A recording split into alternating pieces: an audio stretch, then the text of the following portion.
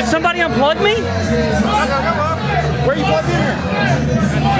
Where are you plugged in at? Don't hit it.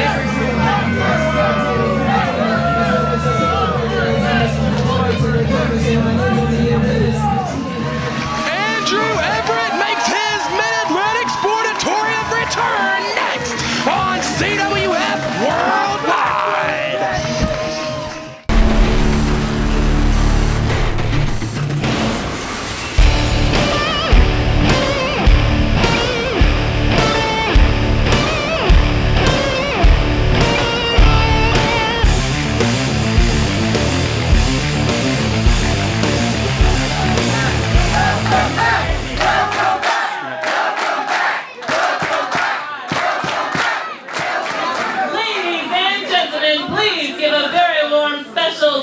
CWF welcome to our guest and answer announcer for our 2 Pro Wrestling International Championship matches from Nova Pro, Mr. Brian Hughes. With your permission, I've always wanted to do this. Welcome to CWF Worldwide! That felt right. The following contest is scheduled for one fall with a 30-minute time limit, and it is for the Pro Wrestling International Ultra J Championship. Introducing first, the challenger, in the corner to my left, from Burlington, North Carolina. At 185 pounds, he is the apex of agility, the Skywalker, Andrew Everett!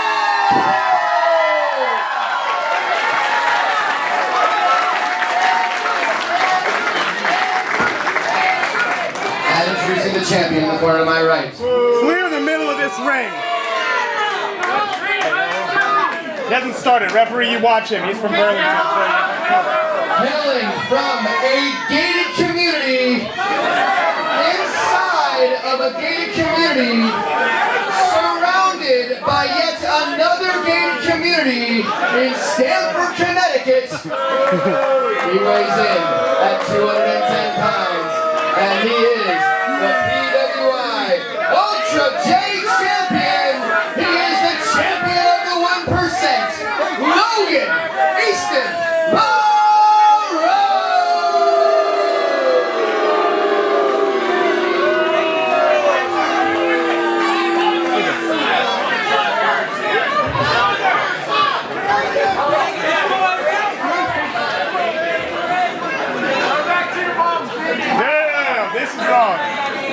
This is right.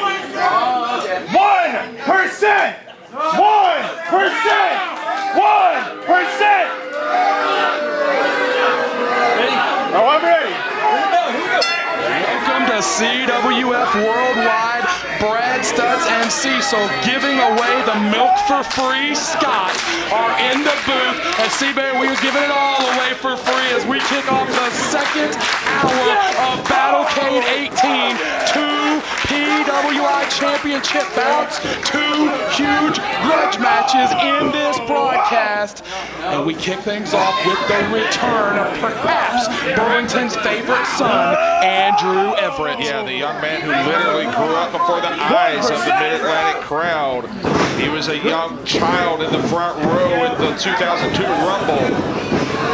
And here he is trying to regain the PWI Ultra J Championship for the 3rd time. And just 2 years later, at Ultimate Survivor 2004, Andrew Everett had his first professional match as part of a Survivor team. He beat some fat, obnoxious manager. I haven't seen much out of that guy in a while. Probably some jobber. Laroux taken to the canvas. And Drew looks great. We're not going to act like he's been on the shelf or anything. The guy's literally been traveling the world the last year. I mean, he was in Cork and Hall just a couple of weeks ago. Leaves to go back to Japan in less than 48 hours.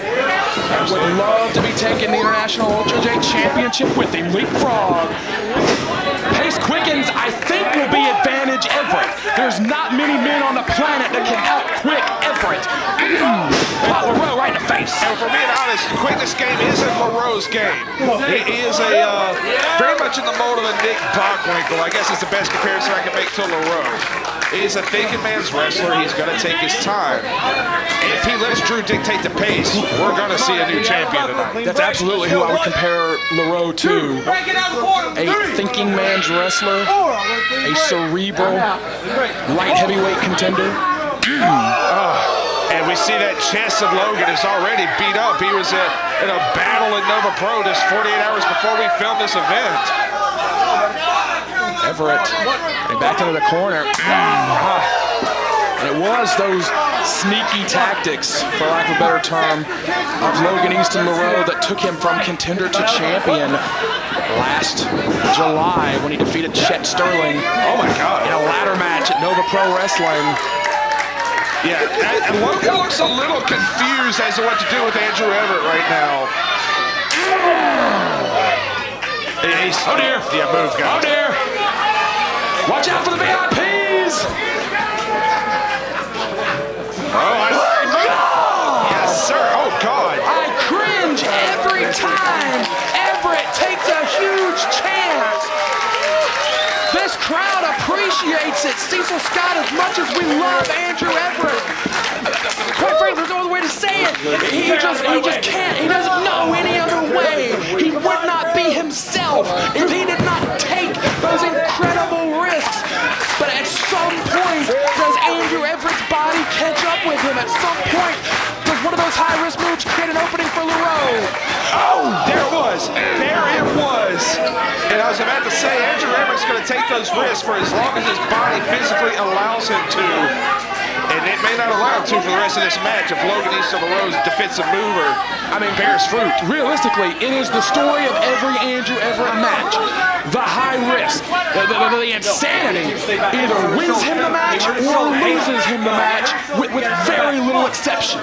You look back to Battle Cain a year ago, Andrew Everett trying to come literally out of the ceiling against Arik Royal. He got caught and stuck into the canvas on a thunderous powerbomb. It turned the tide, and Andrew Everett left with an L at last year's Battle Cain. Literally, almost every Andrew Everett match, the high risk, the craziness, wins him the match or loses him the match. Absolutely, and there's really very little in between. And I've just always been curious, is Andrew Everett, if and when that date comes where his body just says, you know what, we're done, will he be able to adapt and change that style? We've seen him do it in the short term, changing his style in the middle of a match. We saw that incredible classic with Trevor Lee last year. He was able to slow things down a little bit and become effective. Come on, get in but over the long haul, is he willing to do it? And Logan Easton LaRoux may force the issue on him. Logan has that swagger in every step. Yes, he does. No matter what happens to him, and I've seen LaRoux in some wars with Sanjay Dutt, with Arik Royal, positive, and no matter how his back is against the wall, no matter what's out, cover, no matter what's happening to him, it is exceptionally rare to see the confidence leave the face of Logan Easton LaRoux. Man, the crowd's on him. Nice top wrist lock there. You don't see the old top wrist lock very much anymore. No, you don't. Logan, in some ways, is a bit of a throwback stylistically. We've touched on it. But he can keep pace with the modern junior heavyweight. He's not a throwback in the old stalling sense. No, not at all. But, beautiful clothesline. But I think it does make him somewhat difficult to prepare for. Absolutely. When you're so accustomed to going in against, I don't know, say a Joey Janela type, or even a Sanjay Dutt, Trevor Lee, when, the guys that Andrew Everett spends the bulk of his time wrestling. He just wrestled Phoenix, less than a month ago. Cover again. Logan Easton LaRoux is looking to leave with a W no matter what. When you get accustomed to wrestling those fast-paced matches, I think in a way it does make the road more difficult to prepare for. Right. Well, I'll tell you that. The last time Andrew Everett wore this title, he beat Eddie Edwards. Very much the modern junior heavyweight who's in that mold. It's been a long time since he faced a guy with this style. I'm trying to think of, quite frankly, anyone on the Impact roster that I would compare Logan, Easton, and LaRoux to. Of course, Andrew Everett contracted to Impact Wrestling, where he spends the bulk of his time these days. So happy to have him back home for our anniversary show. Sunset flip. Beautifully done. He rolled through. Logan caught it, and he caught that one. Oh, here comes the quickness. Oh, Pele to the temple. The toe caught him right in the side of the head. Cover two. And Everett is operating with one arm. I mentioned last week during the Ugly Ducklings matchup that Lance Lude may have the best body control of anyone I know, no matter any size. It's a 1-2 race between Lance Lude and Andrew Everett as far as who's got the best body control of any wrestler I personally have ever seen in CWF Mid-Atlantic. Right, I've been in there with Andrew Everett plenty of times. The guy is just impossible to control. As have I, strangely enough. Wow. And that arm, you mentioned it right there. That's, headbutt. Throw it back again. The first time Andrew Everett won this championship was against Osiris in a match where his arm was so badly damaged. I was pleading with the referee to stop the match. And he came out with a victory. Nice enziguri step-up style. You're right, actually. It had not dawned on me as I prepared for this matchup. Both times that Andrew Everett has held the Ultra J Championship, quite frankly, it was come from behind. He survived a war both times. Everett. Vibrata into the middle of the ring. But again, that arm. Any high-risk maneuver is going to jar that arm. It looks like the shoulder. I'm no physician and I can't speculate, but it looks like the shoulder. Cover. Two. No. You've played doctor many times. That's neither here nor there. Oh, Drew, yeah, he saw it. Man, look at him favor that arm. And I think he just had that realization, like, man, for him, the simplest move, like a moonsault, is sending shockwaves through his arm and shoulder. Which is amazing to think about, because something like a moonsault is simplistic for someone like Andrew Everett, but that's neither here nor there. The apex of agility, the epitome of aerial perfection, the Skywalker. Looks to live up to, he can't use that arm to climb with. Yeah, that arm is shot, and Logan slowly and comfortably rolls away. Now that's interesting. Logan had the presence of mind to move out of the way, but he did not wait for Everett to take the chance. Stuck him right on his face. That might be it. No, sir. And he jammed that shoulder in the mat, too, when he landed. Andrew Everett, we've known for a long time, the kid's not just a bunch of flips and high-flying moves. He is all heart. That heart is as big as he is. He survived a 35-minute beating from Trevor Lee last year and nearly won the championship. We know what he's made of. Logan. Drew screaming in pain when he lifted that arm. Oh, man. Referee Eric Foster, one of my favorite officials, maybe thinking stoppage. Inside cradle, shoulder down. 2, no. Great wrestling move by Everett. Oh man, he's out. Cover. 2, no. This time it was the far shoulder. Referee looked right at us and said, too, he had a good look. It was a two. Like you said, Foster, one of the best in the game. Put his hands on the official. Now will Logan LaRoux get when he gets frustrated here? We saw that was a big bout of frustration from him right there off that kick out. The usually cool, composed Logan LaRoux. That's an excellent observation. I mean, when you're from the area he's from, you have very little to worry about. One of the most affluent places in the country. Oh, hold on. Up and over. Everett. Oh, you can't use that arm. Yeah, he did it out of instinct. That was all arm strength to leap over. Logan knew where he was. What? Head and neck into the canvas.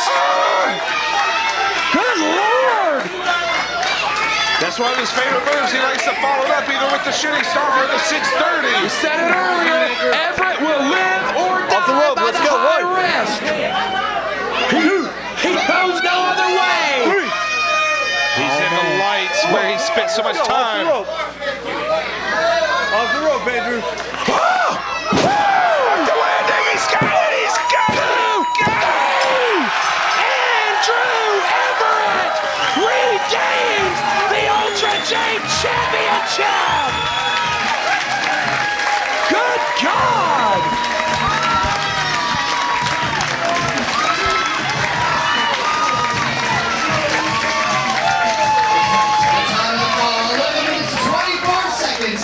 Here's your winner, and the new PWI Ultra-J champion, Andrew Everett! With one arm, Andrew Everett, the Skywalker, has come home to the Mid-Atlantic Sportatorium, and he will take the Ultra-J Championship back with him.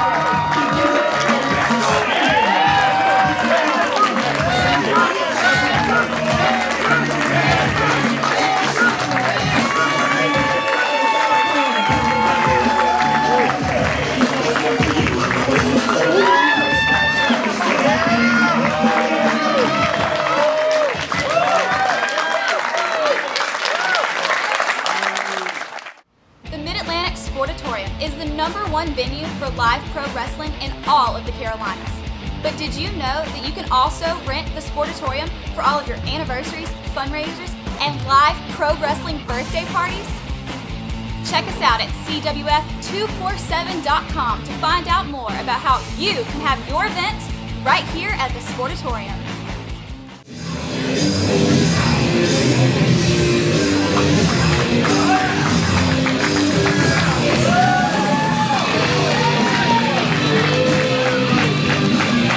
Ladies and gentlemen, Red Attitude!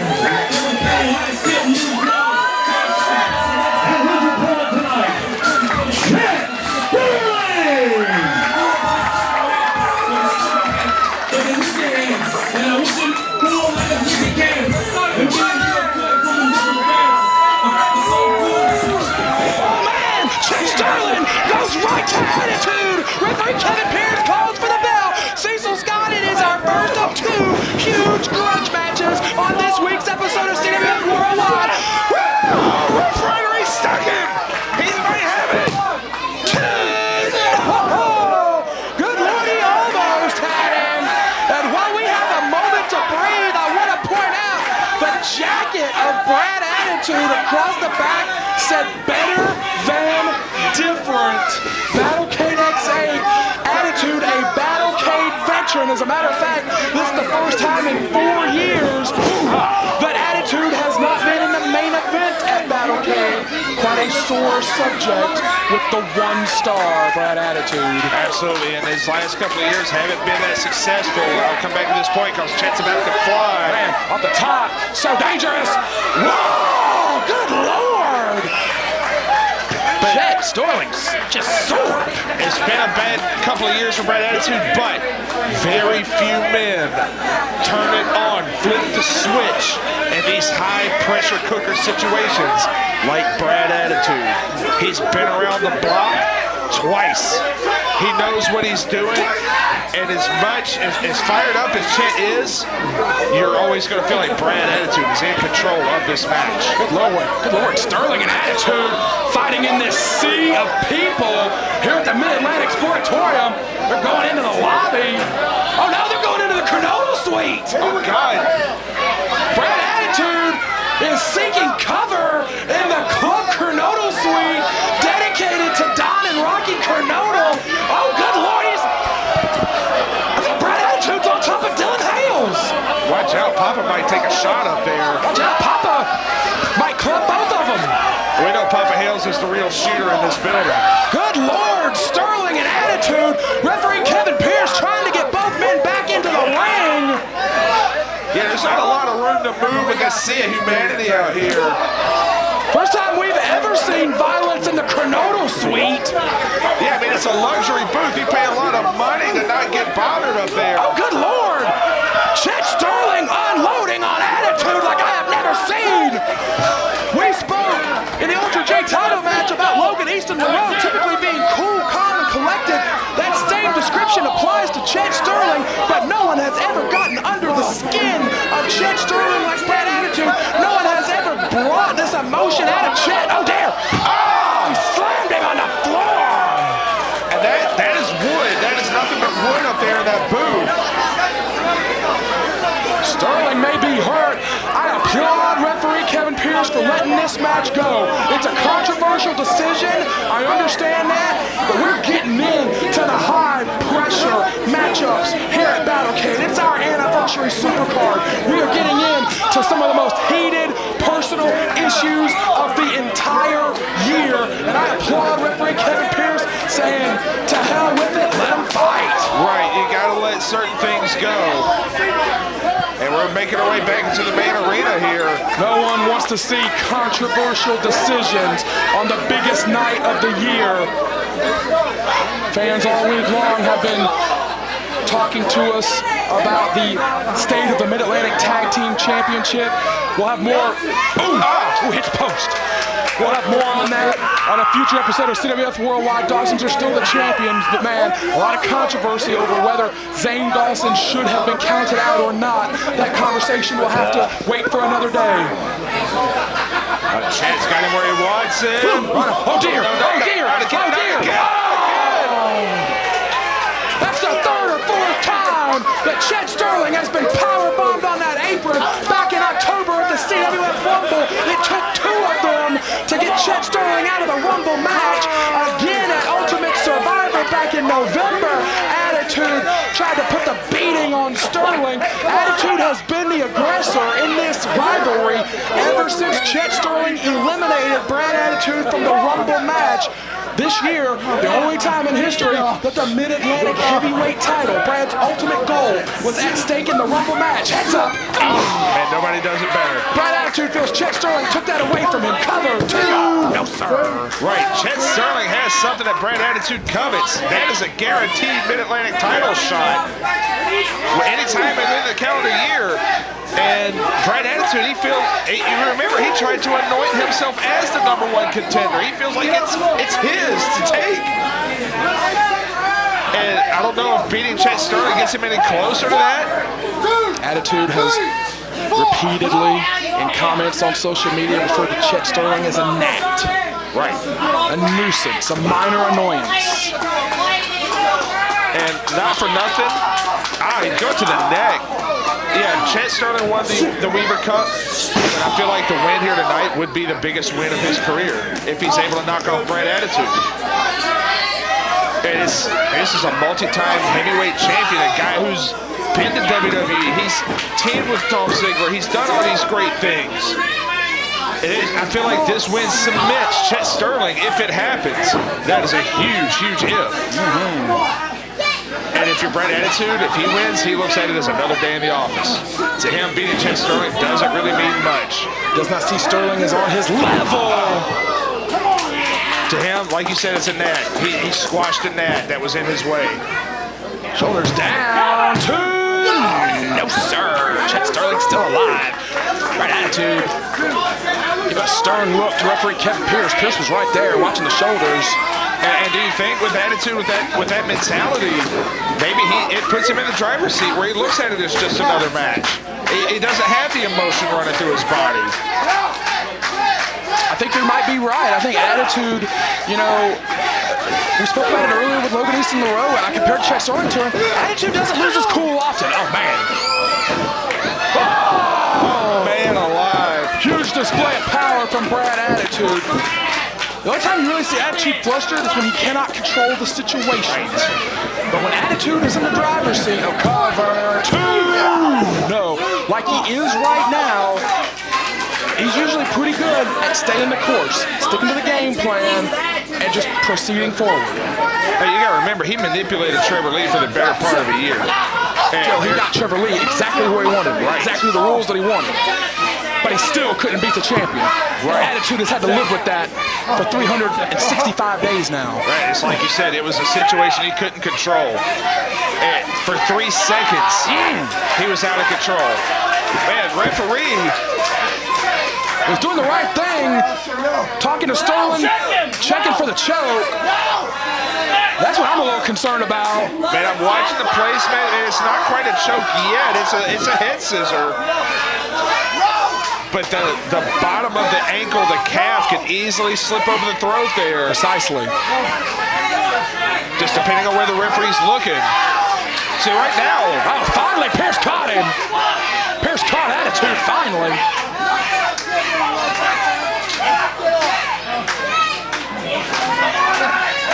That was exactly what Attitude wanted. I noticed right when the referee caught him, he did slip that calf over the throat for a moment.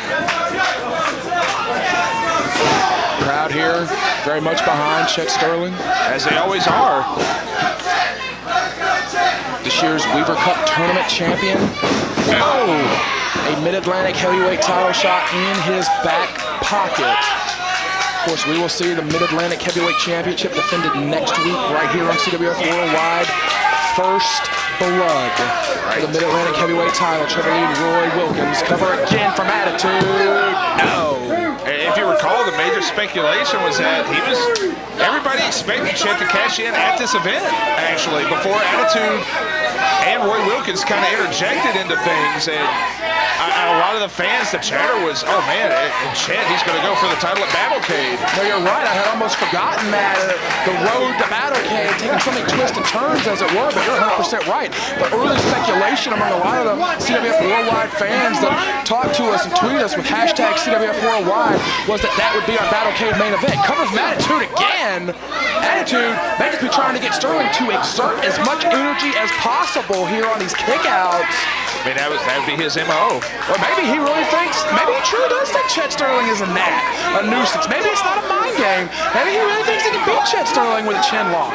You know, a lot of Attitude's talk is pompous, but maybe he really believes this in his heart, that he can beat this guy with a chin lock. Man, he is supremely confident in his abilities. Chet firing up again.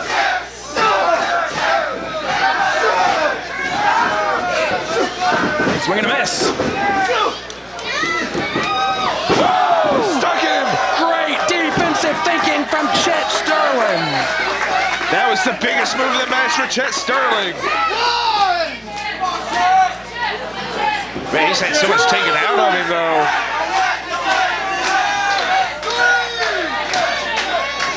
And Chet, yeah, he's having a hard time getting to his feet. He's taking that shot on the apron. He's endured all this punishment on the floor. Pierce up to 6, yeah. Looks like Chet's gonna work his way up here. He's got the rope. Yeah, Sterling's up. Attitude's up as well. Attitude charges, eats the bucket. Sterling does have a little bit of a quickness edge, and he used it to perfection right there. Swing and a miss. If you're Sterling, if you could get Attitude flustered somehow, you've got a big chance here.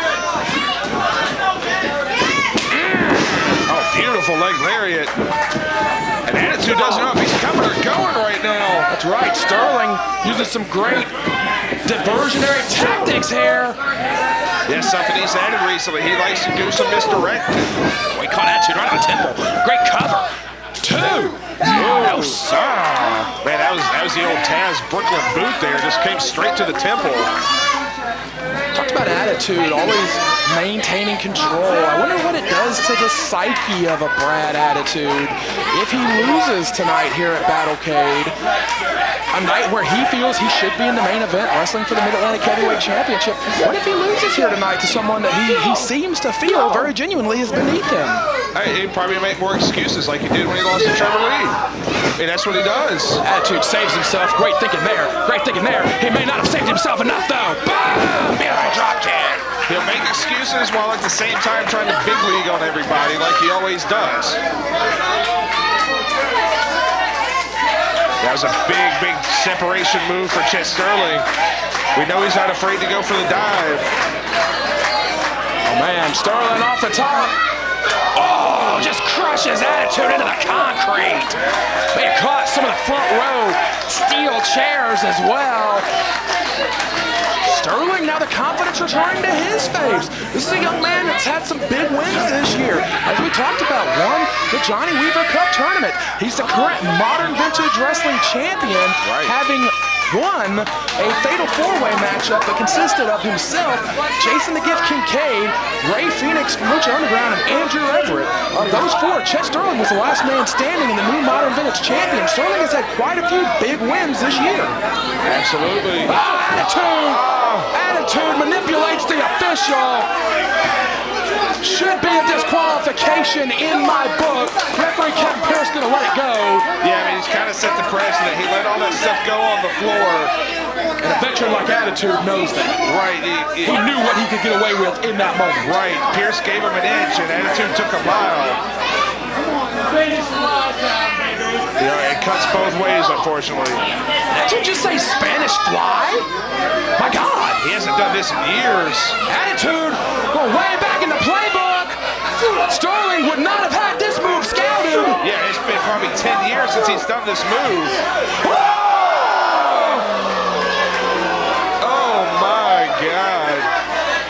Attitude will not be enjoying any love tonight. Oh, my goodness. Oh, my damn. Sterling up. Hold on, Sterling is up. Sterling is up. Attitude looks like he's about to puke. Sterling is up. Woo! Got him! Man, he's got him, he's got him, he's got him. Cover 2!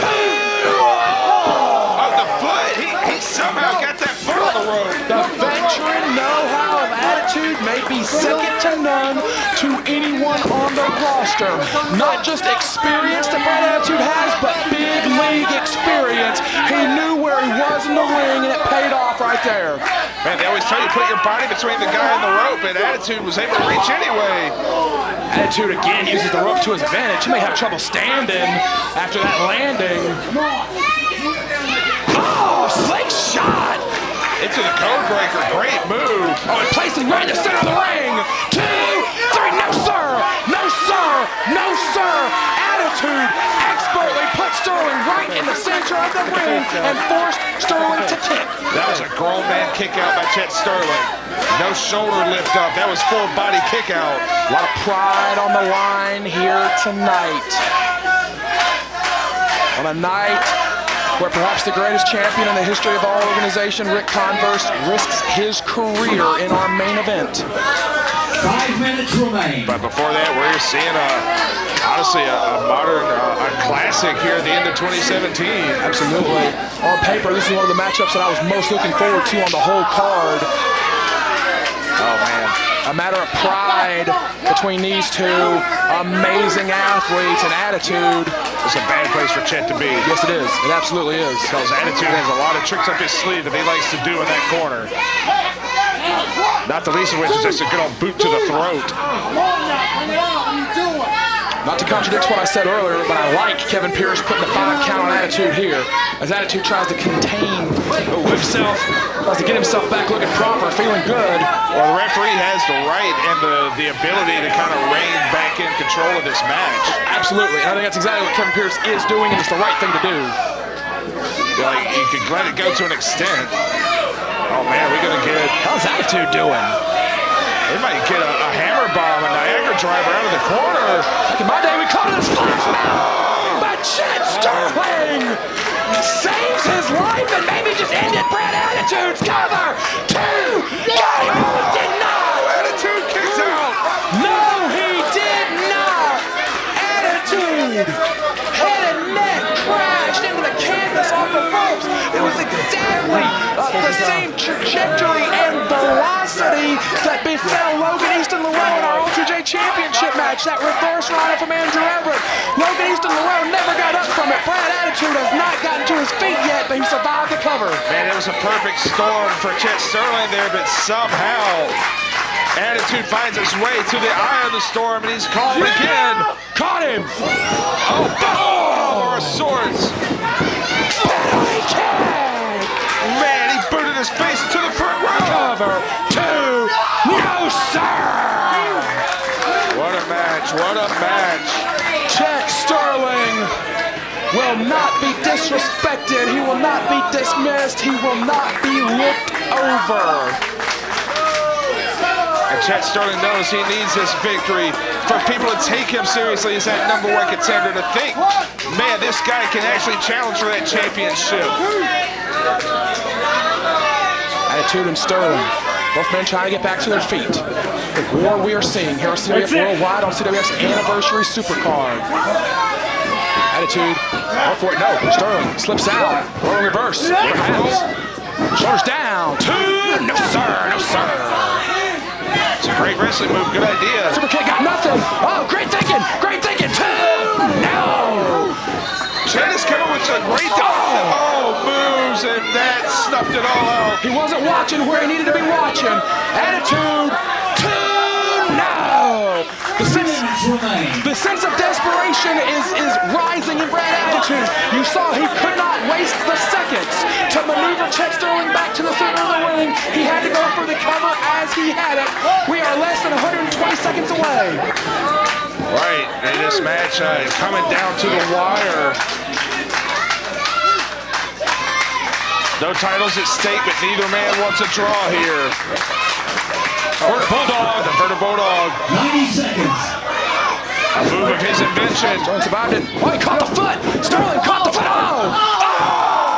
Low blow. Sterling was 1 step ahead of Attitude, but Attitude was 2 steps ahead of Sterling. Oh, buckle five again. Penalty kick. Sterling crashes. Cover 2. Damn it, he got it.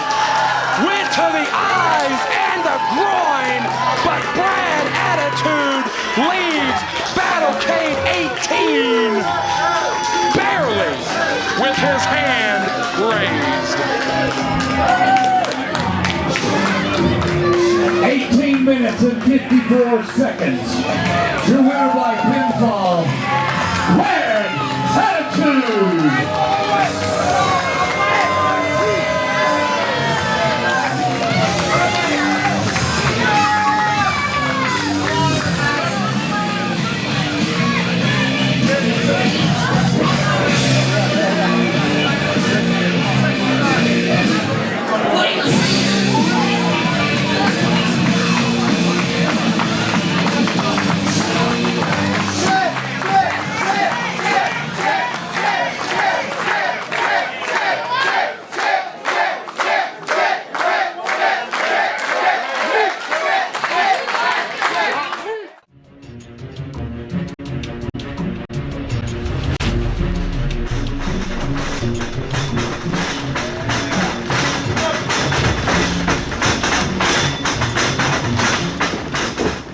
See, I'm coming more like off my hip. Right? You were like if this arm's going up on one here. The little things that makes you money. It's the little things that make people talk about you. No matter what, it's still gonna hurt.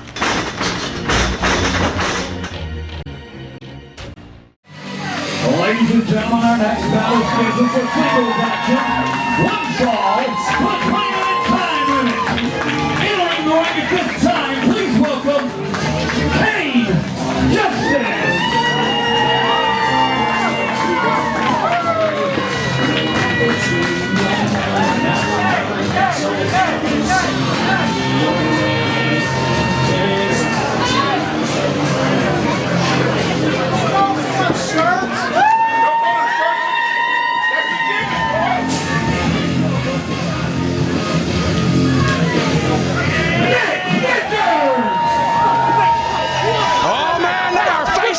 face. Nick Richards and Cain Justice are face to face.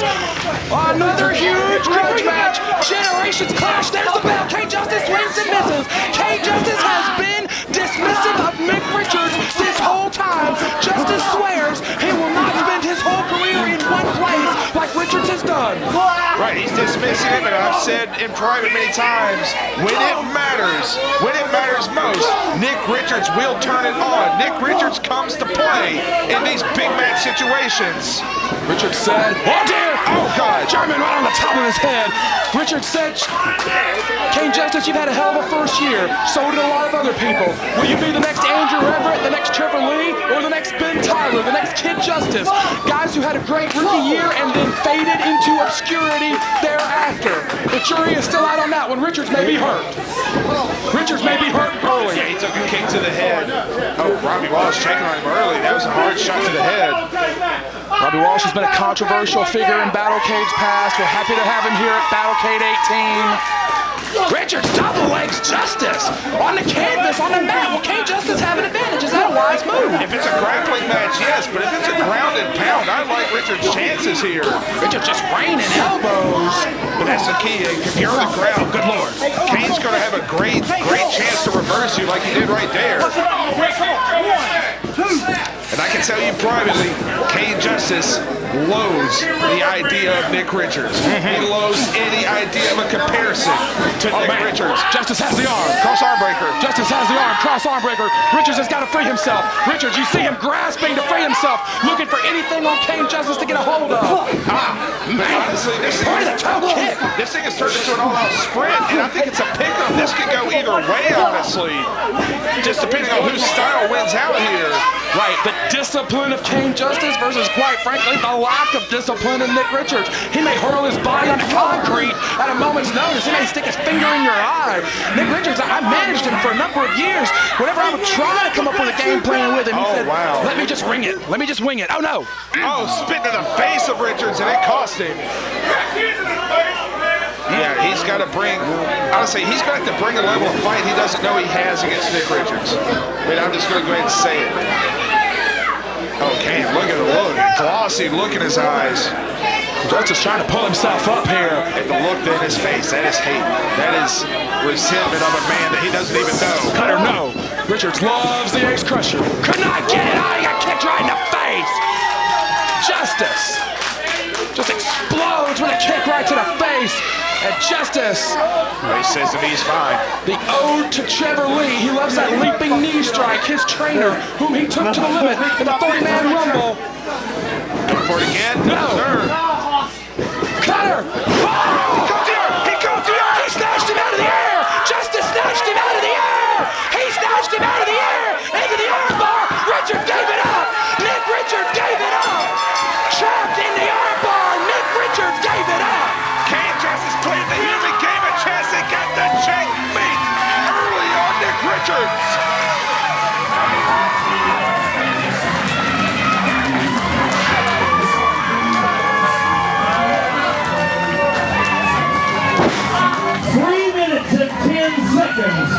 Your winner by submission, Cain Justice. Hey, man.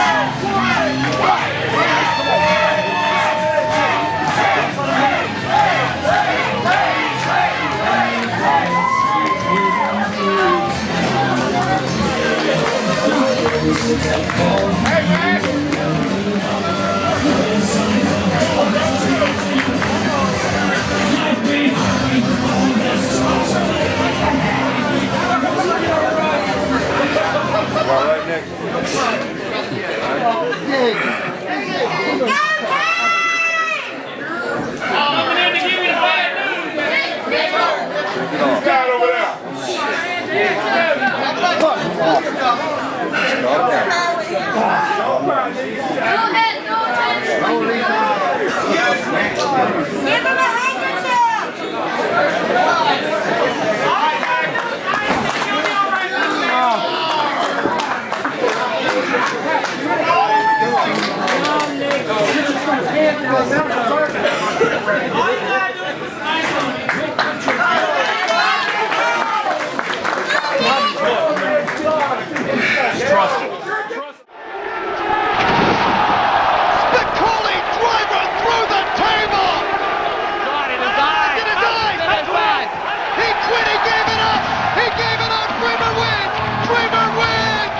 Most people in life have a black cloud that follows them around. A demon that they can't get rid of. For me, my demon is 2 words. 2 words that an Anderson is never supposed to say. And I said them. I let my family down. I let myself down. Because when I was growing up, Arn used to tell me, you can block out the pain. You can endure the punishment because you're an Anderson. People would always say, what doesn't kill you makes you stronger. The Andersons believe what doesn't kill you, it better start running. Because I travel all over the world. I have fans run up to me and say, CW, my fondest memory of you, my greatest memory is 2 of the greatest I Quit matches there ever was. Magnum, Tully, Dreamer, Anderson. Their best memory of me is my biggest failure. Having to say those 2 words to Tommy Dreamer. My demon. So here I am, 17 years later, dragged back into the same match that I said I would never do again. By you, Ric Converse. The guy that's been the bane of my existence for over a year now. So tonight, I'm going to perform an exorcism by taking your hopes, your dreams, your petty aspirations, and also your career, Converse. By making you say those 2 words that have haunted me for 17 years. I quit. I quit. So after tonight, your career is over. I'm putting you out to pasture. And this Pro Wrestling International Heavyweight title, I'm going to continue to represent it. By the man that's the only true champion. The best champion there has ever been. The Rottweiler, C.W. Anderson.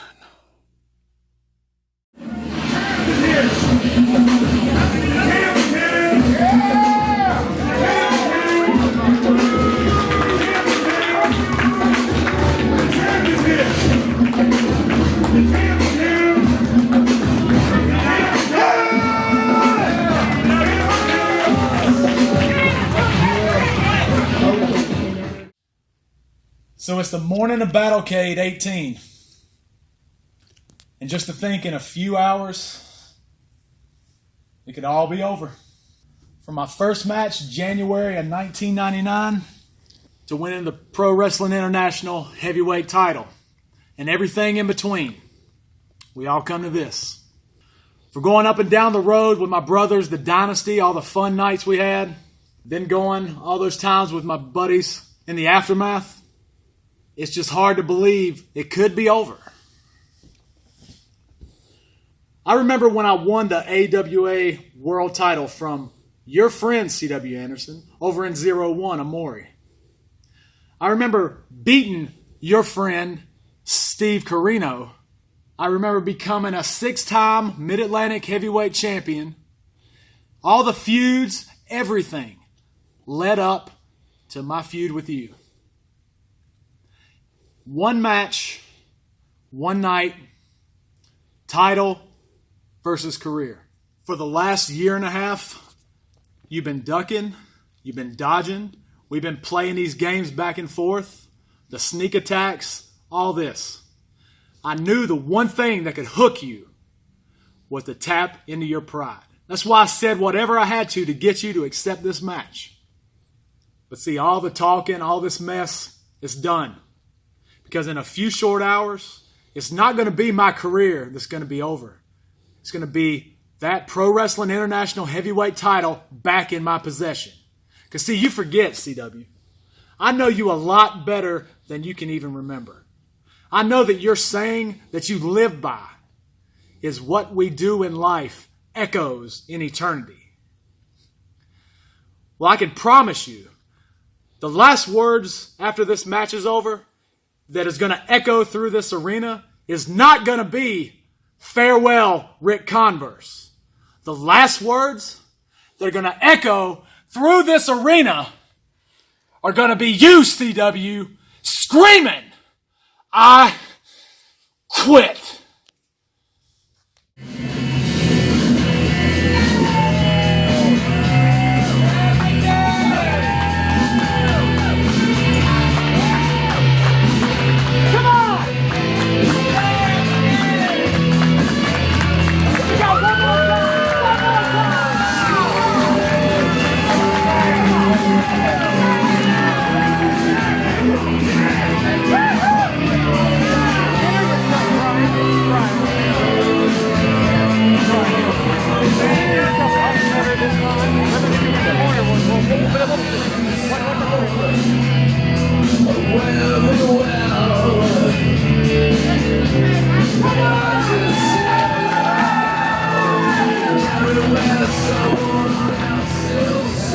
Ladies and gentlemen, this is a title versus career I Quit match for the Pro Wrestling International Heavyweight Championship. In this match, there are no pinfalls, no disqualifications, no time limit. The only way to win is to make your opponent to say, "I quit." Introducing first the challenger to my right. This man is a former 6-time Mid-Atlantic heavyweight champion. He is a former PWI heavyweight champion. Tonight, he risks his 19-year career for a chance to regain the title. From Morningside, North Carolina, weighing in at 225 pounds, this is the first Ric Converse! You're gonna say I quit.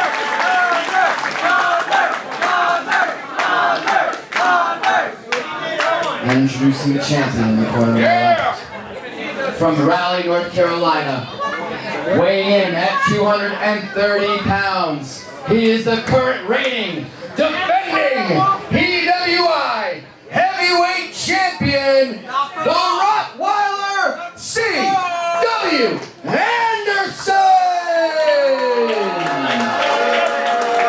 You can boo all you want. This shit ain't changing hands tonight.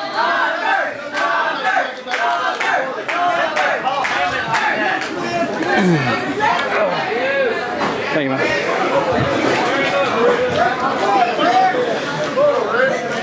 I know what the hell it looks like. I've had it for a year and a half.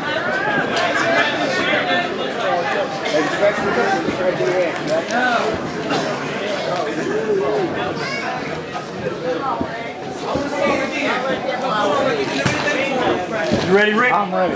You ready, CW? Ring the bell! Cecil Scott, we have experienced so many emotions already on our 18th anniversary. Surprise, shock, jubilation, disappointment. But tonight, two battle-tested veterans lock up in a match that one of them, quite frankly, swore he would never succumb to again. Ric Converse said it all right there. If you want my career, come and take it. And one little tidbit that we haven't really touched on. The previous two matches between these two ended in such controversy. This is a match that by its very nature eliminates any controversy as far as who's the winner and who's the loser. Absolutely. The loser, you have to basically self-emulate yourself and say, "I quit, I want to lose this match." There is no guessing after that. And so far, Ric Converse has stayed nice and poised, nice and controlled in the early going. I remember when I first came into CWF back in 2006, Ric Converse was the man. He was on top of the mountain here. And there were a lot of guys in this locker room who had a resentment for Ric Converse. Guys who were jealous they couldn't be in Ric Converse's position. Guys that wanted to be on top. But they never realized Ric Converse was on top for a reason. He was the guy for a reason. And Anderson going for it early. this match is such a demon for him that he's in the early going and just trying to end it. CW Anderson, one of the brightest stars in the last closing years of Extreme Championship Wrestling. That I Quit match with Tommy Dreamer. One of the last major ECW events, it derailed his career. It took Anderson going basically on excursion to Japan in 01, as Ric Converse alluded to reinvent himself, basically, for lack of a better term, salvage a career that was derailed when he said those two words, I quit, in front of a pay-per-view audience, in front of the world. Anderson vowed he would never, ever find himself in that situation again. I hate to use the word, but it's almost like he exiled himself. Oh, man. He went to Japan for years and years and made sporadic at best appearances in the States after that for many years. That's right. Anderson calls that January 2001 I Quit match a dark cloud that followed him for years. Oh, no, man. Starting to see some violence out of Converse. Just gruesome. Converse, not known as what we would typically think of as a brawler, but in his storied career, he's fought men like Kamakazi Kid, Nick Richards, even Lee Valiant, that have brought violence out in Converse. This is a man that has committed violent acts before when it was in his best interest to retain a championship. Oh, no! Tonight, he fights for more than the championship. He fights for his very career in this sport. 19 years. Listen to this statistic. Ric Converse's first CWF Mid-Atlantic event was in January 2002. That was the 13th CWF event overall. Tonight is event number 487. That's the reach. That's the longevity that Converse has had in this organization. From debuting on event number 13 to standing here tonight with his career on the line on event number 487. That's the reach of a man like Ric Converse, the former champion, who quite frankly has made Battle Cain a calling card. Anderson had no control of his body on the drop toe hold. Anderson had no way to protect himself. Oftentimes you will see wrestlers, if at all possible, they'll try to put a hand down or put a hand up to save themselves. Anderson was in absolutely no control of his body as he crashed into the steel face first. That's right, and Ric Converse has dominated the early going of this match. That's a big flurry of offense for CW Anderson there that he desperately needed. Might get a sliding D. It is. Man. The Andersons love the arm. The Andersons love the arm. We have already seen a submission tonight on CWF Worldwide, with Cain Justice capturing the arm of Nick Richards. And I don't want to take anything away from this high-stakes championship matchup, but I wonder if in the years to come, once we get to Battle Cain 20, once we get to Battle Cain 25, I wonder if Nick Richards will look at the devastating loss he just suffered tonight in the same way that Anderson looks at that historic loss he suffered to Dreamer 17 years ago. It's a good chance of, because you think about the career of Nick Richards, how many times has he ever tapped out? Say what you want about Richards at various stages of his career, but he was never a quitter.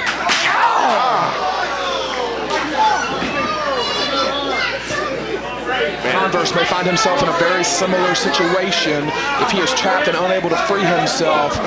Converse's wrestling credentials speak for themselves, but man, when you get brutalized, there's not a lot you can do. I don't know, I have a hard time seeing Converse saying those words just based on what's at stake here. It's almost like, I don't know, just go ahead and put the bullet in his head, you know, instead of making him say, I quit. Anderson looking for something underneath the ring. I hear metal rattling around in that bucket. Lord, what in the hell's in there?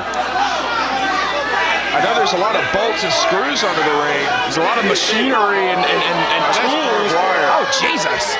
There's a lot of tools under the ring in case something happens, but that's not typically under there, I assure you. Yeah, man. We haven't seen barbed wire in almost 2 years in this building. Anderson made his reputation in Extreme Championship Wrestling. Oh, that's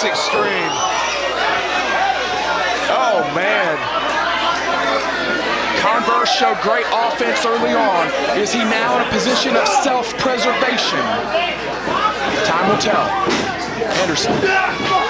Converse stopped it. Whoa, swing and a miss. Converse has been on top of his game tonight. The Anderson spine buster. But a big offensive maneuver like the spine buster in a matchup like this, it creates you space and time, but it doesn't really net you the victory. Oh man, Fry could even say the words, the Anderson clutch. Anderson with the arm grapevine. No one knows how to torture and torment the arms like an Anderson. And like you said, that spine buster won't do a lot of good. A big, almost a KO shot is actually kind of counterproductive in this match. You knock him out, he can't quit. Give it up! Oh, point of the toe. It's rarely talked about, but those point-to-the-toe kicks, technically illegal in professional wrestling. It's rarely talked about in a match like this. No disqualifications anyway. Right, it's illegal for a reason. The flat of the foot is technically the only legal kick.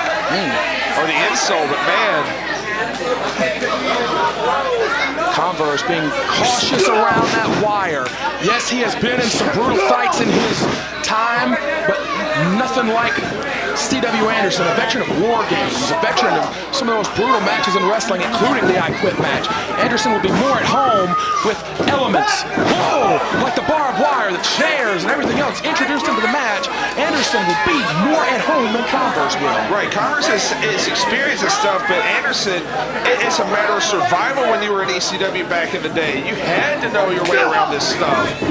That's exactly what it is. Converse! Nice complete shot there. Going to float over to a Kogi clutch, it looks like. That's a good move for Converse. That's a great move for Converse. He's got Anderson trapped here.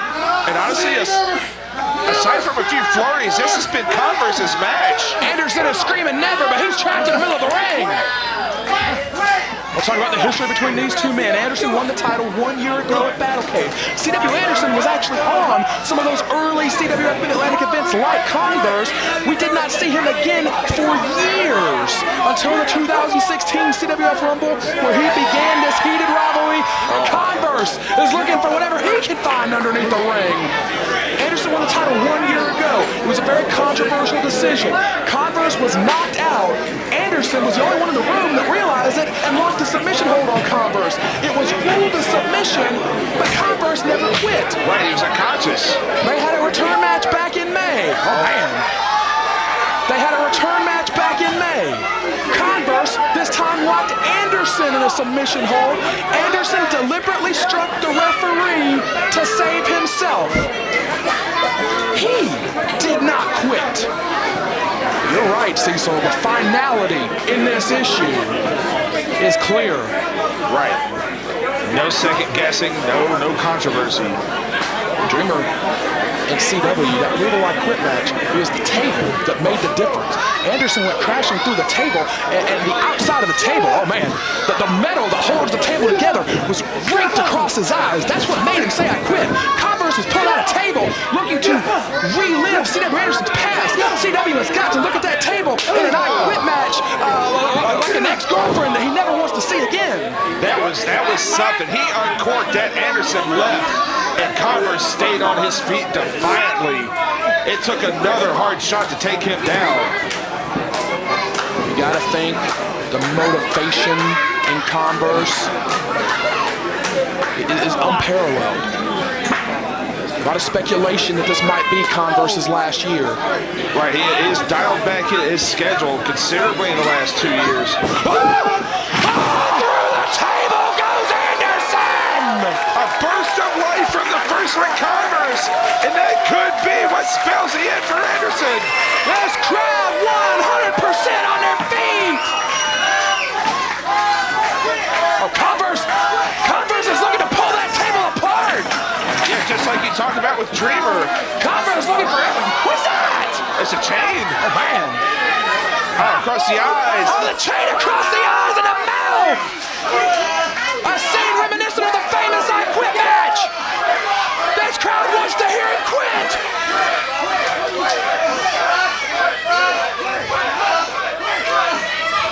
Oh, Converse raking that chain across the eyes. Man, he could have broken teeth. He could have broke his nose with that. But the Rottweiler, to his credit, survived. Right, well, you gotta remember, it took a hellacious effort from Dreamer to get this guy to quit 20 years ago. And Anderson blames that loss on derailing his career. And let's just call it like it is. There was no shame in quitting to Tommy Dreamer, a prime Tommy Dreamer at ECW back in the day. Is this something he let get into his mind? Confidence is a killer. We talked about it time and time. Went for the tornado on the chair. Swing and a miss. Converse has been a step ahead this whole match. It may not matter. The shotgun super kick just went off. But again, Cecil Scott, a KO under these rules gets you nothing. Converse must verbally quit. There's no stopping it. Right, there's no tap out. The tap out means nothing. You have to say the words. The worst words you could possibly say as a pro athlete. I mean, we're talking about some real questionable legalities here, but if one man was incapacitated and could not speak, I don't know what would happen here. Something like this. Anderson screaming at Converse. The career of the six-time Mid-Atlantic champion hangs in the balance.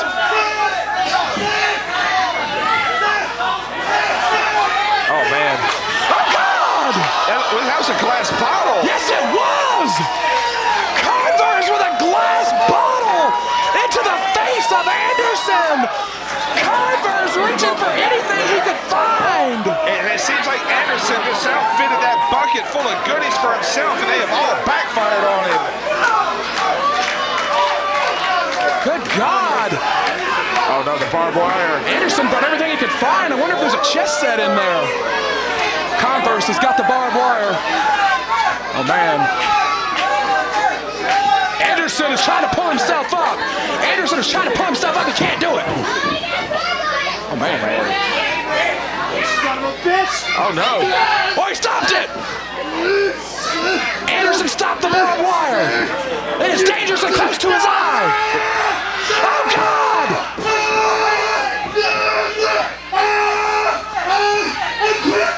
Anderson said it. Anderson quit. Anderson quit. CW Anderson gave it up. CW Anderson gave it up. And the first Ric Converse isn't going anywhere. At 14 minutes, 17 seconds, here's your